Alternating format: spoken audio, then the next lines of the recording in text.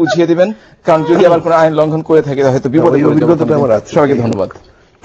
শেষ করবো আপনার বক্তব্য দিয়ে। যেটা বললেন এটা আইনের লঙ্ঘন, কারণ বর্তমানে যে আইন চলছে 16 কোটি মানুষের একজনের এইগুলো কথা বলার কোনো অধিকার নেই।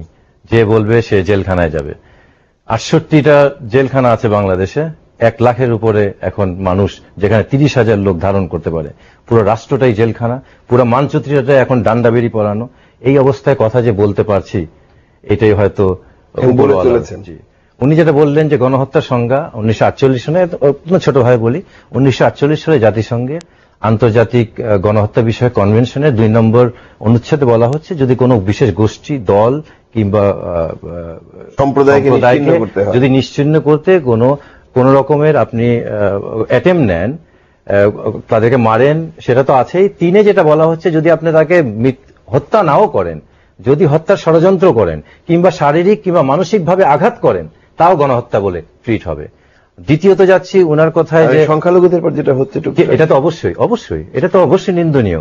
সংখ্যালঘু এই দেশে একটা জিনিস বুঝতে হবে, আমাদের কনস্টিটিউশনটা করা হয়েছে কিসের জন্য? কনস্টিটিউশনের মূল ফ্লেভারটাই হচ্ছে এই জাতিসত্তার, সবাইকে নিয়ে এই জাতিসত্তাটা। এই কনস্টিটিউশনের বড় প্রোটেকশনটা তো সংখ্যালঘুরাই পাবে, কারণ সংখ্যাগুরুরা আপনার majority should be the custodian of minority. আমাদের চেয়ে বেশি অধিকার সংখ্যালঘুদের থাকবে একটা গণতান্ত্রিক রাষ্ট্রে, যে কোনো আধুনিক রাষ্ট্রে এটাই।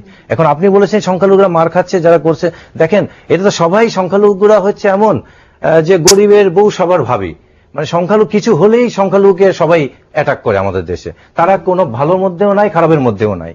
এখন দেখেন সংখ্যালঘুদের উপর হামলা করেছে যুবলীগের ছেলে, যখন তাকে পত্রিকায় ছবি পাওয়া গেল তখন বলা হলো পাগল, একটা মানসিক, তাকে হাসপাতালে দিয়ে দেওয়া হলো। এবং বিশ্বজিৎকে যখন কোপানো হলো বলো এটা জামাত ইসলাম করেছে, পরে দেখা গেল ছাত্রলীগ লোকে করা হয়েছে।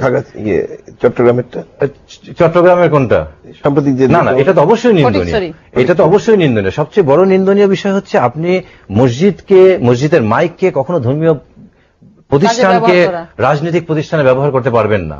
দ্বিতীয়ত, যে কোনো হত্যা, আপনি একটা পুলিশ মারেন, বিএনপি মারেন, আওয়ামী লীগ, যাকেই মারেন, যার সংসার থেকে যাচ্ছে, যার প্রাণ যাচ্ছে, যার বাবা যাচ্ছে, যার মা যাচ্ছে, যার পরিবারের সদস্য যাচ্ছে, সে জানে এটা। এবং একটা প্রাণকে রক্ষা করতে হলে একটা রাষ্ট্রের সর্বোচ্চ শক্তি নিয়োগ করতে হবে। আমি সর্বশেষে উনার একটা প্রশ্নের উত্তর দিয়ে শেষ করে দেবো। উনি বলছেন সহিংসতার, আমার মনে হয় যে না, আমি সময় যেহেতু নাই, ওনাকেই বলেন। ধন্যবাদ। আমি তুহিন ভাই যেটা বললেন যে এটা 16 কোটি মানুষই আজকে বন্দী,